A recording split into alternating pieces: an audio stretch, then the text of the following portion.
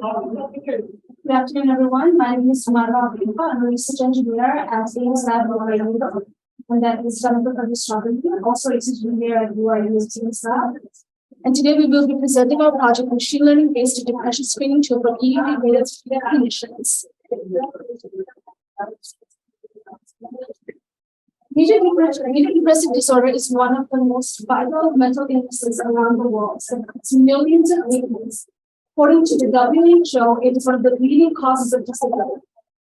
Yet, MDD goes undiagnosed, and therefore many people suffer from it each year. According to the WHO, 4.1% of Bangladeshi population suffer from major depressive disorder. Traditionally, MDD is diagnosed using clinical questionnaires and behavioral-based assessments. These methods require multiple sessions, and it's inaccessible to people, especially in rural areas. However, although depression is mostly known to be an emotional disorder, there is significant research that shows that depression does physiologically affect the brain. Depression can be therefore identified through analyzing brain signals as neural signature of the brain activities of depressed people distinguishable from healthy people. We propose a machine learning-based framework to identify patients suffering from MDD by analyzing their brain signals. Our algorithm is trained using an online EEG data of 64 participants, 30 healthy and 34 MDD in resting state with their eyes closed and eyes open for 5 minutes each. And we tested the data collected from about 4 participants in our lab using a 64-channel EEG data, where we had 3 healthy and 1 MDD participant. Here are a list of existing work. While there has been many researches done around the world, one of the main limitations to this research has been limited number of individuals, their insufficient participants or unbalanced participants that has resulted in bias in their ML algorithm. And here is our proposed prototype. So in our machine learning algorithm, we'll be using more than 19 channels. In this case, we tested our experiment on an online data set, as she mentioned earlier. So at first, we processed the raw EEG data with necessary methods, and then we extracted necessary features, both in time and high frequency domains. And we also selected the top features based on their ability to distinguish the MDD and healthy subjects. And finally, we used the support vector machine algorithm to classify them. And in our experiment, for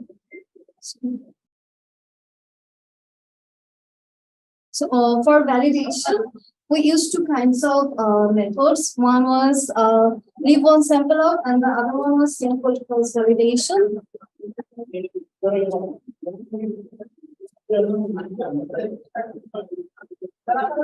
That was already accomplished. We completed that, but we are proposing that we'll be collecting 40 participants, 20 healthy and 20 MDD patients. And they will be assessed by professionals, mental health professionals, and they will be learning as MDD or healthy by them. And we'll also collect EEG data from them using 64-channel EEG data. The previous data contained only 19-channel data, but we have expanded that and also do necessary analytics to detect the brain region that were mainly affected by depression. And we will also be using the recursive feature elimination method for selecting the best features and the SVM classifier. And we also did Granger causal analysis. In Granger causal analysis, we are actually observing if one channel is causing the other one and vice versa. So we'll also be starting ERP based on our collected data. This is our mainly proposed prototype, which we will do in future, planning to do in future. So here in our experiment, we saw that in Granger causal effect, we collected the data in 2 steps, eyes open and eyes closed. In healthy subjects, and the eyes open state shows that um, um, most of the channels have harmony. That means that the black color means that there are less harmony. This channel is not causing the other channel that much. But in MDD patients, we can see that compared to the healthy subjects, many channels are not connected to each other. They are not in harmony. So this can be a good biomarker for us to identify MDD subjects. This is the figure in eyes open state. And this one is the eyes closed. So here we also plotted the topography in different frequency bands. EEG signal has 5 frequency bands, and we also plotted them in healthy and MDD subjects. And we can see that the theta and gamma band are the most significant in case of distinguishing them. And using our experimental method, we achieved an 100% accuracy with 64 subjects. And we also tested our protocol in our lab with 4 subjects, and we achieved 75% accuracy.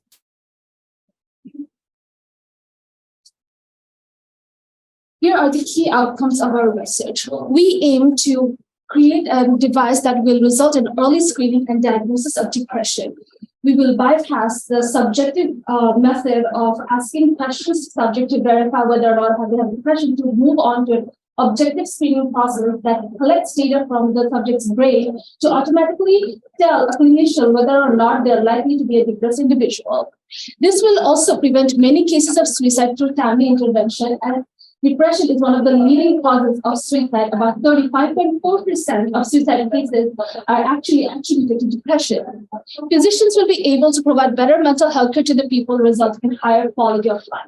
As we have already seen, 44.1% of individuals in Bangladesh currently suffer from depression. This number has rapidly increased during the COVID-19 pandemic, when people suffer from loss of job, loss of loved ones to COVID, and also simply not being able to socialize. We will be making mental health care more accessible, especially in remote and rural areas where there is a lack of trained psychiatrists and physicians, and therefore we will aid them to do early screening and better and more reliable screening. Mental health has a significant influence on overall quality of life, especially when balancing personal issues with achieving educational and employment goals. Our technology will enable professionals to efficiently assist patients who are looking for mental health care. The deployment of our proposed machine learning-based technique requires fewer processing resources.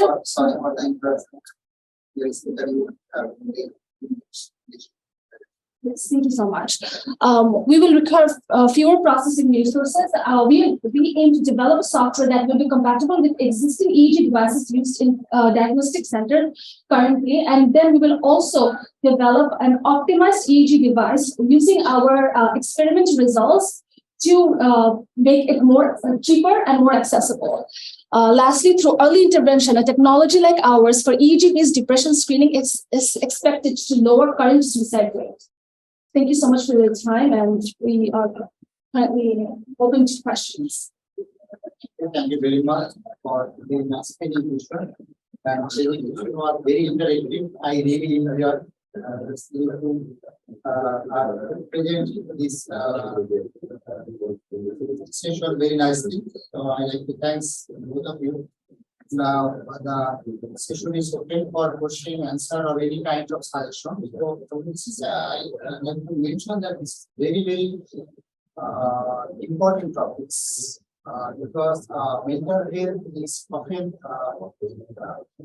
discussed, very less discussed in our system. We generally don't so care about this issue. We are gradually going to the developed country. You know, when countries develop, the mental space at the center means we should consider this one. That is why if you look towards the developed country, the suicide rate is very high as compared to non-developed countries. That is very controversial issue. and often in Bangladesh, our situation is not so good. We generally neglect this issue, but it's very important issue because physical health is also related to mental health. Physical health can be diagnosed, but mental health is a little bit difficult to diagnose mental health. So this, I think, is a very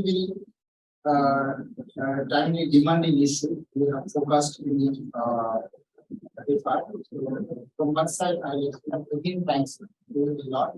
So now they are participants that are open for you. Any question or any kind of You have used time domain domain features for feature instruction. Why don't you use frequency domain features instruction method for this purpose? Time frequency domain features contains time domain. They cover most frequency domain features. You don't need to do that and why have you for the time domain feature? Okay, I can answer the question. It's a good question. So the thing is like you getting the signal in time domain, which is a time domain feature. That means you are not getting the frequency domain information. When you only using the frequency domain, you are missing the time domain.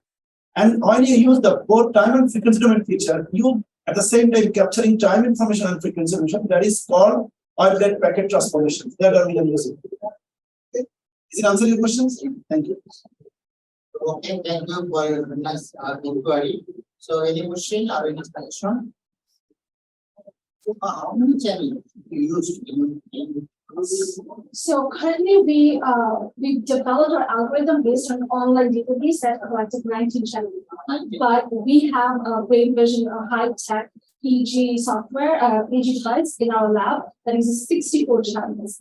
We have collected data from 4 subjects using those 4 channel data. Using the model that we trained using our 19 channel data, we applied that model to our 64 channel data.